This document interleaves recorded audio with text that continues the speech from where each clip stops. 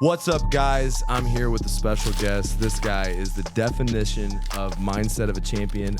As a guy that's a coach for blue-collar contractors, you know, a lot of times the contractors, the guys that work with their hands, they define themselves as a craftsman, like their definition, their identity, and it's so hard for them sometimes when they get trapped in the traumas of complaining customers, of complaining people. They have a hard time with workers, and really, they're not getting to their goals, and it causes a real problem of trauma and victim thinking, and there's a lot of mindset issues in construction. My uncle died of suicide. I've had 3 different students die of drug overdose, kind of in relation to like the opioid epidemic. And, you know, it doesn't matter how much money you make. You know, it all starts with getting your mindset right first. You know, I've struggled with anxiety, depression, lots of different issues. And I see a guy like Nick. Now, I saw Nick speak at RoofCon, and this guy is speaking on stages at the highest level. You know, Tony Robbins, 50,000 people, time after time. And I've seen Nick grow in the entrepreneur, speaker, and teaching people how to become speakers. And, you know, the mindset lessons that I want to cover inside this YouTube, but also how you're able to use your oddities as your commodities. Ooh, and good. Yeah, man, I think that's what really everybody's got to learn. Let's go. That's that was what's up. good. That's what's up, man. I'm glad to be here, when brother. When did you start using that? What's that? Your oddities as your commodities online, building your brand. Yeah, that's a great question. I think we're always using oddities as commodities, right? You know, people are like, I don't sell. I'm like, you're selling all the time, right? You sell yourself to get out of bed. You sell yourself to get the girl. You sell yourself to close the client. So we're always selling. We're always using oddities. I love that. But for me, I think I started speaking when I was 21 years old. So I'm 27 now. So I've been in the game 6 years. I'm still a young gun, still a little. I've seen you from the beginning, dude. You've made crazy changes. Like what was your first stage? Yeah, it's a good question. My first stage, I was a 6th grader, and my guidance counselor, they called me Nikki at the time, and they're like, Nikki, would you do a speech? You know, there was like a DARE class or something, and they wrote me like this script, and I did it. But anyway, my dad always told me, I feel like my dad's always right. It's kind of like my thing is like my dad just always has these great ideas. But I was a victim for a very long time, right? Like being born with no legs of an arm, I was always like why me? Why does God have to create me like this? Why do the girls have to make fun of me? Why do I have to go through, you know, all these challenges? And he always said to me, because I didn't know what kind of job I was going to work, right? I look at my friends at high school, they're getting all these regular jobs. I was going to be a Walmart greeter. I don't know if you knew that. Yeah, like in my town, they were like, well, you could just become a Walmart greeter. All you got to do is like wave at people to get paid. And so I'm like, great. And so I applied for Walmart online, and they do this like online test, and I failed the test. Where did you grow up? I grew up in New Jersey. New Jersey, a small town or? Small town, Bayville. Yeah, I grew up in a small town too. Yeah, I have to say the town over because people really don't know where Bayville is, you know? And so I took that test and I failed and I didn't get that job. And I always tell people rejection is redirection. Right? Whether you believe in God's source, it's him, you know, kind of cultivating or shaping your path. And it's so funny because I was like, I can't work a regular job. I don't know how I'm still a man. I want to provide. I want to be the supporter. And I was focusing on all the things that I didn't have.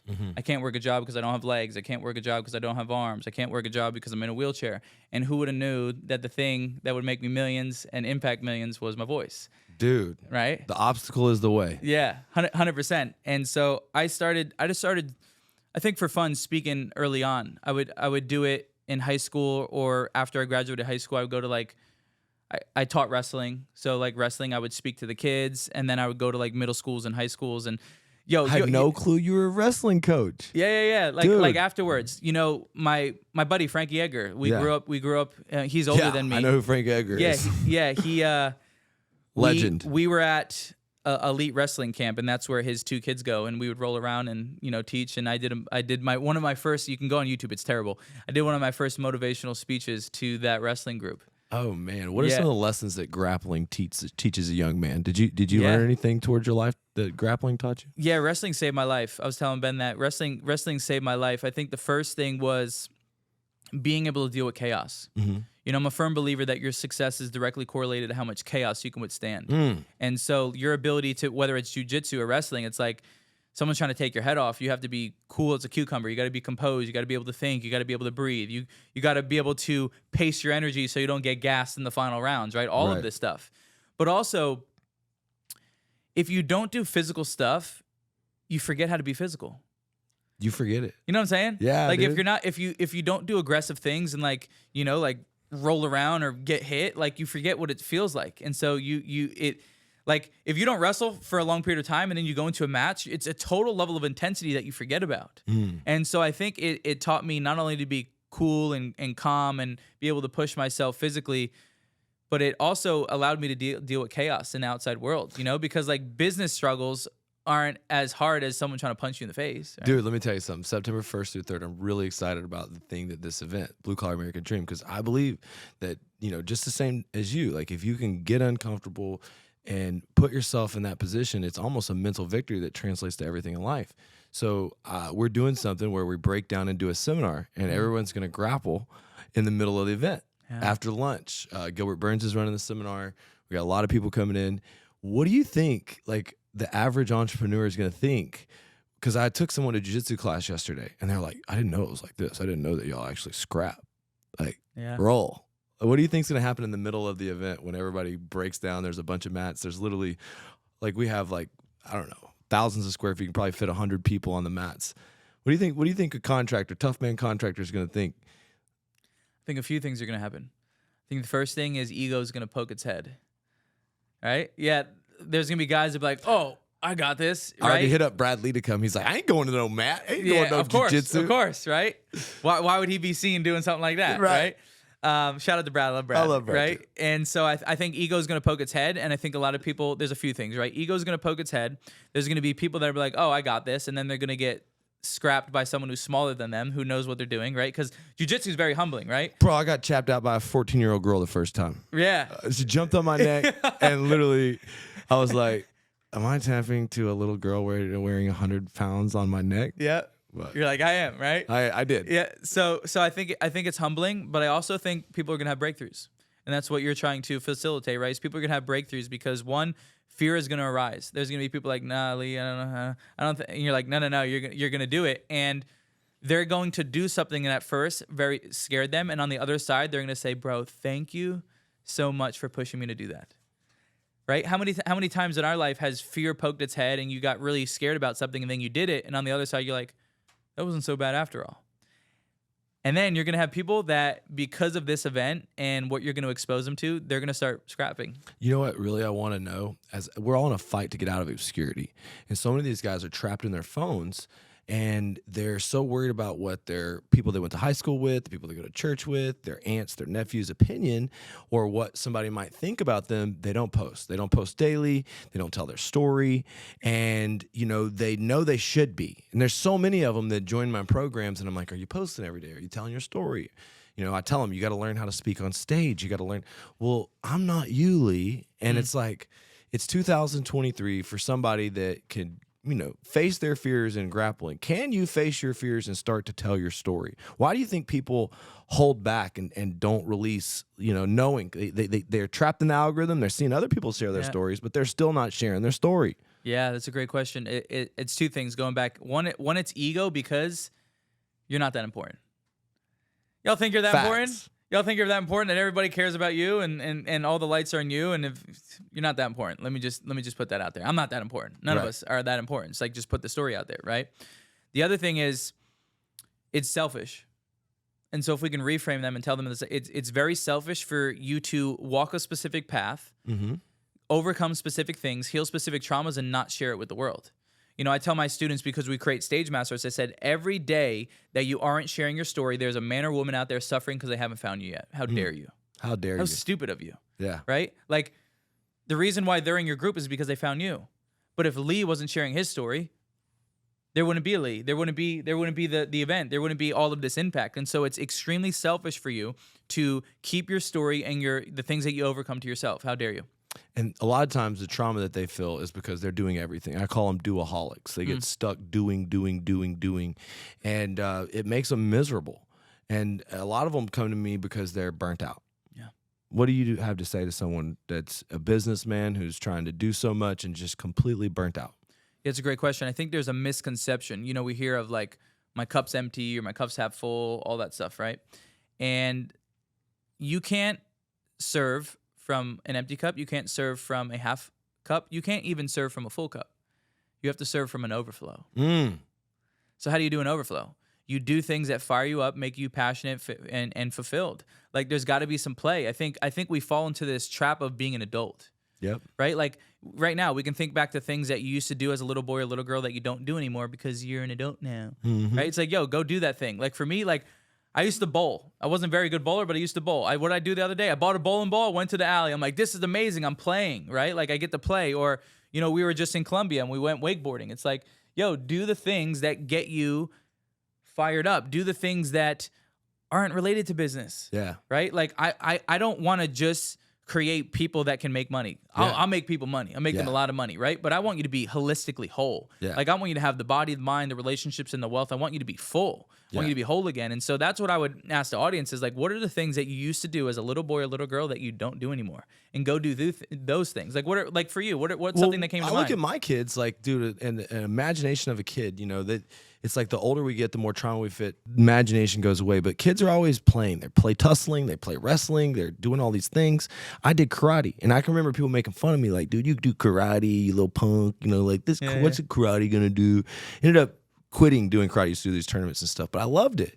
And the reason why I've incorporated the MMA, the Muay Thai, the Jiu-Jitsu is because as a pastime, it has been my special place where I can shut my mind off, where I can burn any excess negative energy, but also tackle that little butterfly in my stomach. Like a lot of times going to Jiu-Jitsu class, you know that there's going to be some people beat you. There's going to be people there that are not supposed to beat you, that are going to test you, maybe beat you. And it's always like, what's going to happen? You know, even if, you know, you're not really worried about like dying or hurting or getting really messed up, you're still just like, you know, you've got this butterfly in your stomach. Yeah. And I think that whenever you go and you knock out a task where there's a butterfly in your stomach, and then you feel the accomplishment of what you get, and then during that time period of doing the class, you get that flow state where you're just like completely engaged.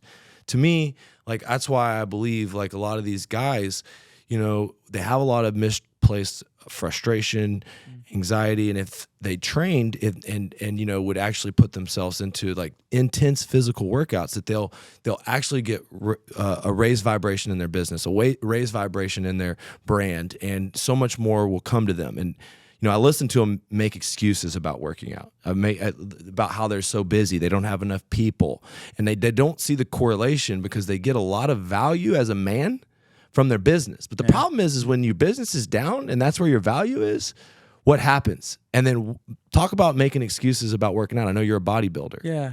That's so powerful, tying the worth to business. I think we all do it, you know, at some point in our life, right? And I always tell people, I said, most of my success came from me trying to prove I was enough. Yeah. I wanted to build big empires and build big things so, you know, people would love me, right? It's like from insecurity or from trauma. But also the correlation to working out in business or working out in your whole life is, I'm a firm believer you'll never make more than you think you're worth. And oftentimes you're capped at a specific level of income or a specific level of serving because of your own self-worth. And one of the greatest ways that you can build more self-worth is to invest in your temple and your body. And I tell people, like, they can't make excuses when I'm in front of them. Right? It's like your creator gave you a body. Sometimes they miss a few parts, right? And if I'm in better shape than you, like, you have a lot of work to do. And so that was my first under construction thing. Like when I got into personal development, my first personal development was getting my body right. Because my whole thing was like, okay, I can't change no legs, one arm, but I can get a six pack. Yep. Right? I can get shredded. I can get big arm, right? That'll make me feel good, and that will translate into all the other areas of my life. But also, if it's okay to be direct, pattern, and I'm going to talk about this in the event, but I'm just going to give a little, I'm gonna plant a seed here, is one of the greatest skills that you can learn in business and life is called pattern recognition, right? We have patterns. What's pretty interesting about patterns is patterns show up in every single area of your life. And so if we were to do business and I saw that you were overweight, I'm like, he cuts corners. He falls short in other areas of his life. Probably falls short in his relationship, probably cuts corners with his clients, probably cut corners when he's at home. Can I trust him, right? It's like, you are your business card, right? And so I want to work with premium people. I want to work with high-value men. I want to work with high-value women. And that starts with you nurturing your body. Because if you neglect your body, what other things do you neglect? That is a important question. I mean, there's so many times where everybody's like, what do I add to get more? How do I get more money? But a lot of times, for me, it's about subtracting. A lot of times subtracting people that are not impactful in your life. I'm sure growing up in a small town, there's lots of friends. You were nice to them. They were there, but they didn't follow your path. And, I'm sure there's loyalty that you had in there and you've been friends. But sometimes they talk about, sometimes as you level up, that you leave people behind. And coming from your background, like, what was that like coming from a small town, growing and, and continue to improve those 5 people that you hang out around? Yeah, it's a great question. I feel like from the moment I was shot out of my mom, I had a chip on my shoulder because, my parents told me that the doctors handed them a big, long list. Well, first they wanted to abort me. They're like, you should just abort him. And then if he's born, you should institutionalize him. You should put him in an institution. Just get rid of him. Or they gave me a long list of like, he'll never feed himself. He'll never dress himself. He'll be like a vegetable. And my dad was like, go screw yourself. Like, you're going to see what this kid's capable of doing. Wow. And so, the parents are the superheroes in that sense of like totally disregarding the expert's advice and just like letting this kid do the thing. Right. So I think I always had a chip on my shoulder, but I like I said, bro, I always felt like I wasn't enough. And so I was like, I'm going to show these people, like, I'm going to go become a millionaire. I'm going to make more money than all my teachers. I remember sitting in math class and I could only count to 1. I sucked at math, right? But I was sitting in math class and there was a poster in front of me and it was like, these are all the jobs you can get if you learn math. And I was like, this is so stupid. I didn't want to do any of it. And actually, I was telling Ben, I was a prankster my senior year. I got famous for pranking. It was the first thing that I got famous for. And my senior year, I got hired by The Walking Dead to scare Norman Reedus in Tokyo, Japan. Nice. They paid me $10,000. And during that trip, I missed my midterm. Midterm's like a test that you need to take. That math teacher wouldn't let me take the test when I got back. She just failed me. And so from that moment, I was like, you can go screw yourself. I'm going to go make 40x your salary in 1 year, And that's what we've been able to do through personal development and education. But I always have a chip on my shoulder. And even now I got to catch myself because I'm like, yo, I'm going to prove these guys wrong. I'm going to be way bigger than them. I'm like, just compete with yourself. Right. I just want to be a better Nick than I was yesterday. I want to be a better Nick tomorrow. I want to continue to be a better person. I think oftentimes too, your guys and women get caught up in like the comparison. Yeah. Right. Like it's so tough nowadays because like most people, you jump on Instagram, you see a 19-year-old with a Lamborghini jumping on a jet. You're like, I suck. It's like most people flex on an Instagram. That's not really their life. It's a lot of fugazi. It's a lot of fugazi. It's not real. But everybody has their own divine timing and everybody has their own path. And so it's like, just focus on becoming your best self.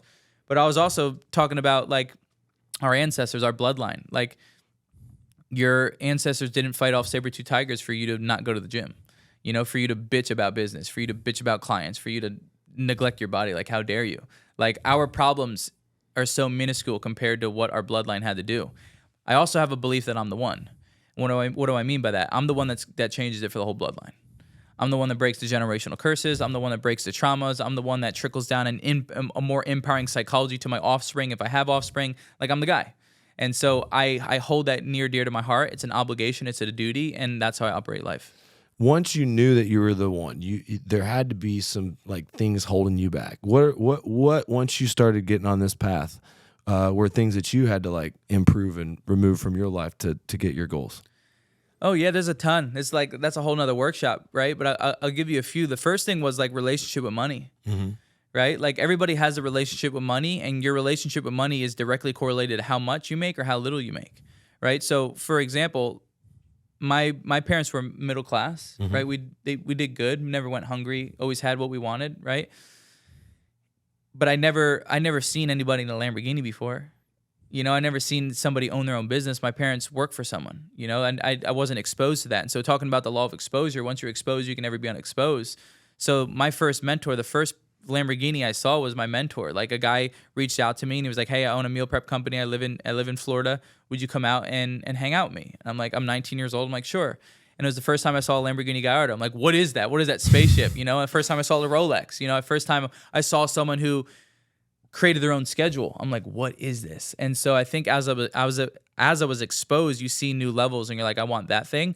But for a long time, I didn't understand how to make money, but also I was charging so little for my products and services because that's what I thought it was worth. And so I think a lot of people's prices and their structures and their packages and their services and their coaching is a direct reflection of their self-worth and what they think they're capable of. My first inner circle was, I will coach you in a group setting every Monday on Zoom, and it's $400 a year. Oh my gosh. Yeah, how dare me, right? Like, but that's what I thought I was worth. And what's pretty interesting about price is your price is a representation of brand. So if you're cheap, they're like, he's a cheap brand, it's a cheap service. So now all my prices are premium. Like, I only work with premium people. My prices are, my investments are big, right? But I think it's the relationship with money. I also think is most of your success in business is going to be coming from unlearning all the bullshit they taught you. We'll talk about unlearning, like school. I hate the way people teach at school. And I invite roofers to come talk on stage, or I go to these other conferences like the one you went to, and they got people that are like contractors. They're good at, like, you know, talking, but they don't really engage, and they don't really make and then you look at these conferences and people are leaving. And the difference at my conferences is like, dude, I try to make it an interactive experience, transformation. What do you see like the biggest mistake people make when they try to teach on a stage in a group setting, or they try to educate and people just, you lose them? What's the mistake? The number one mistake is passive learning versus active learning. Most speakers are in the business of information, not transformation. I'm in the business of transformation. If you really want to make a transformation, people need to retain what you're saying. So how do you get people to retain what you're saying? You keep them in a active learning state. How do you do that? Wave at me if you're picking up what I'm putting down. Say yes if this makes sense. Yep. Smack your neighbor, right? Bop, bop. Write a note. Make sure, jot this down. Lead them. But like, you can't keep them in a passive state. I mean, how many times do you see speakers just talk at people and there's no crowd interaction? It drives me insane. How many times do you go to an event and they don't even have people writing notes? Dude, the only thing I'm here to do is create more interaction, engagement, so that we can create a better transformation. Because my goal is to, at this event, create 100 blue-collar multimillionaires. Yeah. And there's new people that are going to be getting in the industry. There's people that are stuck in business. There's so many different places where people are at. But you know, it's funny when Myron came. You know, he helped make a lot of transformation. But dude, he was up there for a long time on stage, before, after, and it really helped because at the end, you know, he really helped the transformation. But people said that the education he gave them, he was the best speaker in the room. When really all he was helping them was see the light. Yeah. You know? Yeah. Isn't it funny how that works? He's my mentor too. Yeah, he's a beast. Like, he changed my life. Out of all the guys that you've learned from, have you spent a lot of time with Tony, with a lot of these speakers? You know, who do you think has taught you the most? And maybe give me highlights from each one of them. Yeah. So first one, I call myself Baby Yoda. Tony's like sensei, right? So Tony was the first one. I was like not so. I was like kind of serious about. I got into speaking for money. That's all I got. It was very selfish. It wasn't to serve people. And the moment that my business partner brought me to Tony, I saw a man speak on stage for 13 hours and make people laugh, inspire them, cry, angry, breakthroughs, you name it. I was like, how do you do that? Right? I was exposed. I was like, I want to do that. And I realized that speaking is not speaking. It's like an orchestration. It's like an orchestra, right? You're taking people on an emotional roller coaster. So from the moment that I saw Tony, I probably spent, I would say over 2,000 hours, right? 2,000 hours studying Tony, right? Call to action, breakthroughs. I was like, where did he learn from? I started getting NLP certified. Like anything that I could do to walk the steps or hop the steps of Tony, like I did. And that's why people are like, how are you such an amazing communicator? It's like, well, I studied a guy who's been communicating for 40 years. The whole point of a mentor is to allow you to condense time, right? So in 6 years, I've come a long way of speaking, but the first one was Tony. And what I'll give you a few things that Tony taught me. The first thing that Tony taught me was compassion, I think was a big one for me, is not belittling people for them not knowing what you know, but understanding their model of the world and meeting them where they're at. That's one of the things I struggle with. Right? It's like if you can meet people where they're at, you build trust, you build authority, and if they're open to you, they'll listen to what you say. But the moment you judge someone, he told me this. He said the moment you judge something, you immediately close the door to transformation. That is gold for sure. Right? Because I do it. We all do it. We all judge. Yeah. But it's like, let me meet them where they're at. Like, God bless you. You know, like, wow, you haven't learned this yet, or they weren't taught, bro. Like they only know what they know. It's the same thing when you look back at childhood trauma. It's like your parents did the best they could with what they knew. They didn't know. The biggest misconception about adults is that we have our shit together. Adults don't have their shit together. This is Earth School. We're figuring it out, right? So the big one for me was compassion. The other thing that Tony taught me was over-deliver. Always over-deliver. The person who provides the most value in the marketplace always wins. Always. And so Tony provides the most value in the marketplace. Now, Tony helped me master internal world, psychology, traumas, beliefs, help people do that, pattern recognition. Like, I am a G when it comes to being on stage and reading a room, mind reading, and getting people to stand up and intervention and breakthroughs. I get that from Tony. Myron destroyed my money beliefs. Destroyed them. There's no ceiling on the amount of money I can make because of Myron. You got $1 million offer now?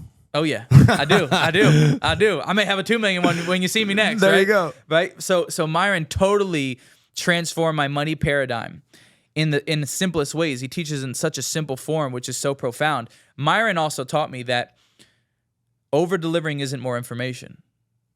Over delivering is speed. Ooh. It's condensing the time that it takes to get the result. Because how many times do we like, well, I need 40 modules. I need 8 different courses. Like, no. How can I get to A to Z quick? Because success rewards speed, right? Myron also told me that time isn't money. He's like, that's a construct. That's not empowering. Time isn't money. Time is infinitely more valuable than money.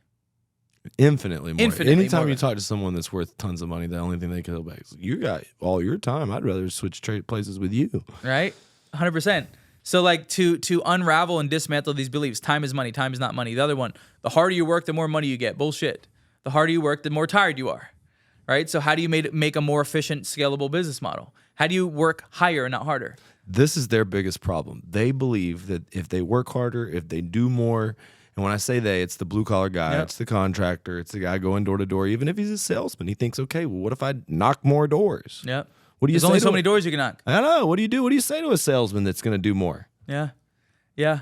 So, and then the other one with Myron is offer creation is wealth creation, right? If you want to operate the highest level of value, you have something in your mind, you create it, and then money comes into your account.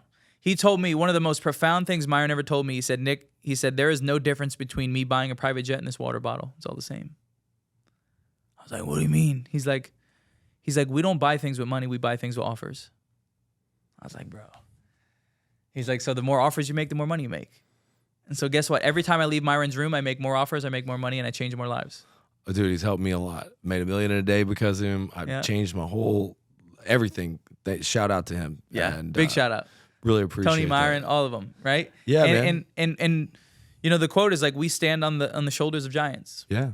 We cannot do it without the mentors. And if the mentor's good enough, we should pass the mentors. There you go, man. Right? And so that's what I want. I want my students to pass me. I want your students to pass you.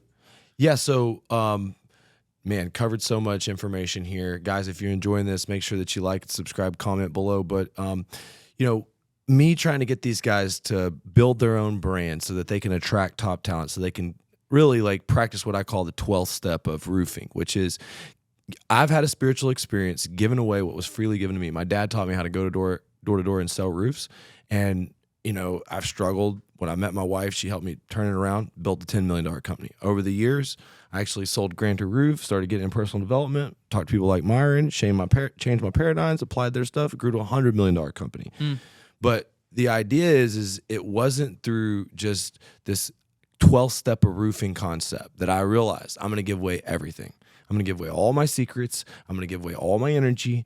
I'm going to give away all my time to be the Johnny Appleseed of roofing, like just to teach people about the business, to facilitate their success. And I mean, I do want everyone to get results and I want to do business with them, but I stopped putting like immediate short-term results on people. And I think so many people, they struggle with the belief that if they just help more people, they'll make more money. And this idea that money is the root of all evil, but actually, is money the root of all evil? Yeah, it depends who you are. Right? Right? Like they always say money's a magnifier. If you're evil, you're going to be more evil. If you're a great guy, great girl, you're going to be even more of a great person.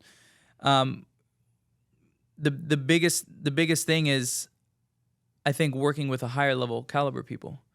Right? Like I had this worthy opponent with psychology. For the past 5 years, I was teaching psychology. And I had a breakthrough that the people who need psychology the most are broke and they're broken. And I was trying to sell them a high ticket offer when they couldn't afford. Everybody wanted it. Everybody would apply for it, but they couldn't pay for it.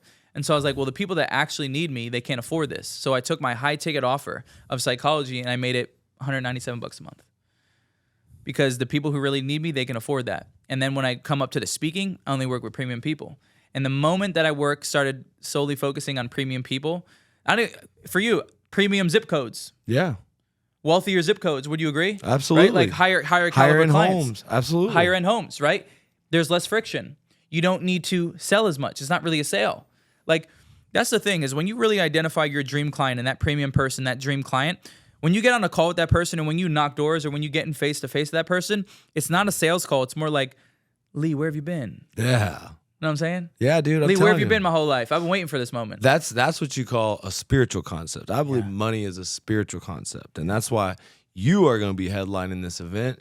You're going to be on that stage helping people make a transformation. I had one of my guys, he's a multi-million-dollar sales rep, and he doesn't do any of the personal development stuff. But he saw you speak, I think, at Kevin Burpee's event a long time ago. And he was like, he's telling our clients, like, no, you just got to come for when this guy speaks. You just got to come for when this guy speaks. Like, forget about everybody else. This guy, you don't understand. And so, Wow. this is one of these guys Thank that you for sharing doesn't that. do like entrepreneurs coaching. A lot of these guys, they're like, oh, I heard it all. But your message really, really stuck. And that's why if you're watching this and you haven't ever heard Nick, or maybe you have, dude, this guy keeps evolving and he's helping me. He's helping me a lot with, just to be honest with you, like this whole big picture plan of being able to meet people like what you just talked about, where they are, versus, judging people, like saying, why can't you get on my level with personal development, Yeah. But Appreciate that. really excited about breaking down the event, figuring out how we can structure best transformation. And man, how can these guys get in touch with you? And what do you think your mastermind would do for my audience, somebody in my audience, somebody that want to learn how to speak from stage? Yeah, that's a great question. I think everybody has a story and everybody has a stage. Most people think stages are big stages. It's like, Right. no, your phone is your stage and you're not leveraging it to the best of your ability. And like I mentioned before, someone's suffering out there because they haven't met you yet. It's very selfish. And so I ensure that my students, when they open their mouth, they make money.